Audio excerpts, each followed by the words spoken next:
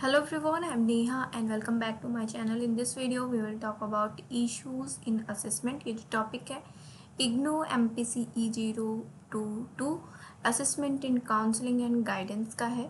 इससे पहले हम डिस्कस कर रहे थे MPCE 023 के टॉपिक्स। अभी ये कंप्लीट नहीं हुआ है, कुछ टॉपिक्स अभी बचे हुए हैं बट ऑलमोस्ट टॉपिक कंप्लीट हो चुके हैं। तो आप इस वीडियो को ज़रूर देखना, लिंक मैं डिस्क्रिप्शन में दे दूँगी, आप वहाँ से देख सकते हैं इस सब्जेक्ट के टॉपिक्स को, जो कि एग्ज़ाम्स में बहुत बार पूछे गए हैं। सो टॉपिक स्टार्ट करने से पहले अगर मेरी वीडियो पसंद आए तो प्लीज़ लाइक कर लेना, शेयर कर लेना, और मेरे चैनल पे नए हैं तो प्लीज़ मेरे चैनल को सब्सक्राइब कर लेना for more videos.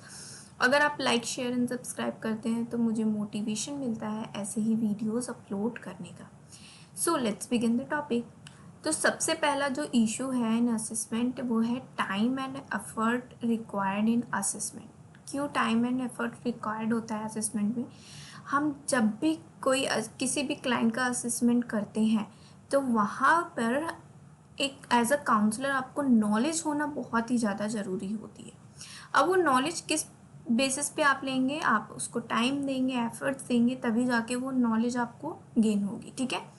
So counsellor needs to carefully consider several technical, administrative and practical matters। तो ये रिक्वायर्ड करता है कि काउंसलर बहुत ज़्यादा टाइम स्पेंड करें एंड एफर्ट लगाए to understand various related aspects of assessment. क्या बहुत सारे आस्पेक्ट्स होते हैं असेसमेंट के, ठीक है, एंड कौन सा पर्टिकुलर टेस्ट यूज़ किया जाए किसी भी पर्टिकुलर क्लाइंट के लिए, ठीक है। इसके लिए नॉलेज होना बहुत ही ज़्यादा ज़रूरी है, और उसके लिए नॉलेज के लिए जैसा कि मैंने बताया टाइम एंड एफर्ट्स स्पेंड करना पड़ेगा आपको, ठीक है। अगर नॉलेज होती है काउंसलर को तो वहाँ पे क्या होता है कि जो काउंसलिंग है ना, वो उसकी जो इफ़ेक्टिवनेस है ना वो इंक्रीज़ हो जाती है, एंड जो असेसमेंट का प्रोसीजर होता है leading to success in counselling, ठीक है। So counselor should also have an idea about construction of psychological test। जो कंस्ट्रक्शन होता है साइकोलॉजिकल टेस्ट का, उसका भी आइडिया होना चाहिए काउंसलर को, और जो प्रोसेस होता है उसकी रिलायबिलिटी एंड वैलिडिटी इस्टेब्लिश होने में वो भी उसको नॉलेज होनी चाहिए।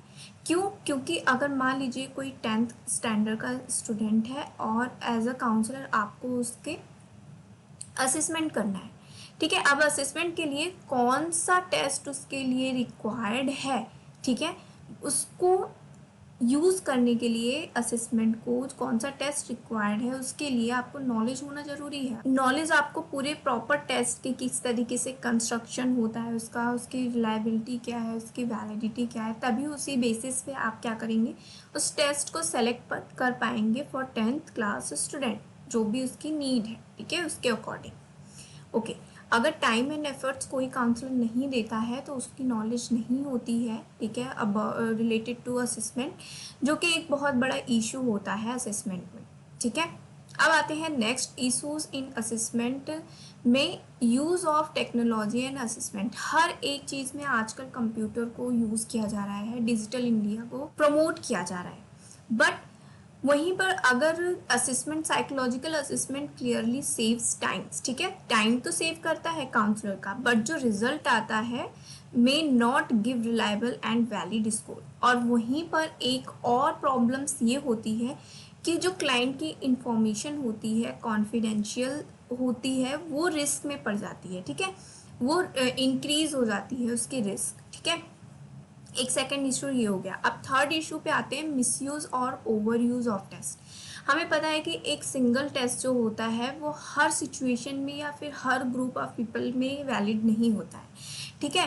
तो जो टेस्ट डेवलप किया जाता है वो मेज़र किया जाता है स्पेसिफिक कैरेक्टरिस्टिक्स। जैसे किसी की इंटेलिजेंस हमें मेज़र करनी है तो वो सिर्फ स्पेसिफिक उसके इंटेलिजेंस को ही मेज़र करेगा, ठीक है, प्रिडिक्ट करेगा specific performance criteria for a particular group, ठीक है। अब ये जो हम यूज़ करते हैं, चूज़ करते हैं an appropriate test assessment of a client, वो बहुत केयरफुली हमें यूज़ करना चाहिए। अगर हमने किसी भी टेस्ट को मिस यूज़ किया, ठीक है, किसी क्लाइंट को कोई और नीड है असिस्मेंट की और हम कुछ और असिस्ट करें, तो यहाँ पर क्या हो गया, टेस्ट का मिस यूज़ हो गया, ठीक है। एंड ओवर यूज़ की बात करें तो कभी कभी ऐसा होता है कि कोई क्लाइंट को टेस्ट की ज़रूरत ही नहीं होती है, ठीक है, बट हम क्या करते हैं, उस पे टेस्ट यूज़ करते रहते हैं, तो ये ओवर यूज़ हो जाता है टेस्ट का, ठीक है।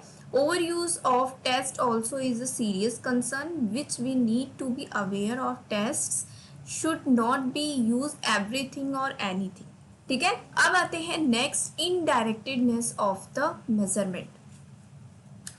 अब मोस्ट ऑफ जो साइकोलॉजिकल असेसमेंट या फिर टेस्ट होते हैं वो इनडायरेक्ट होते हैं। जैसे कि मान लीजिए कि एक स्कूल काउंसलर है, वो मेज़र करना चाहता है मेंटल एबिलिटी ऑफ या फिर intelligence of the student of a particular class, ठीक है। अब जो इंटेलिजेंस है वो can not be seen directly, आप डायरेक्टली तो देख नहीं सकते हो, ठीक है। तो काउंसलर यहाँ पर क्या करता है, डिपेंड्स ऑन द असेसमेंट। जो काउंसलर है वो पूरी तरीके से केस से असेसमेंट पे डिपेंड हो जाता है, which includes a sample of behaviour representative of N intelligence act, ठीक है।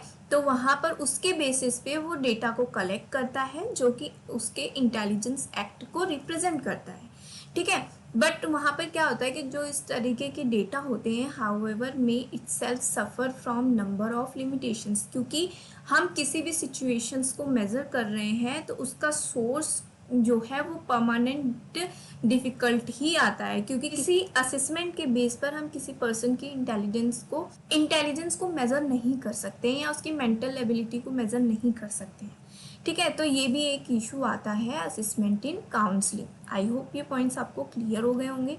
ओके, अब नेक्स्ट आते हैं इनकम्प्लीटनेस ऑफ मेजरमेंट। आपको पता है कि एक टेस्ट जो है वो सारे डायमेंशंस ऑफ बिहेवियर को असेसमेंट नहीं कर सकता है एक ही टाइम पर, ठीक है।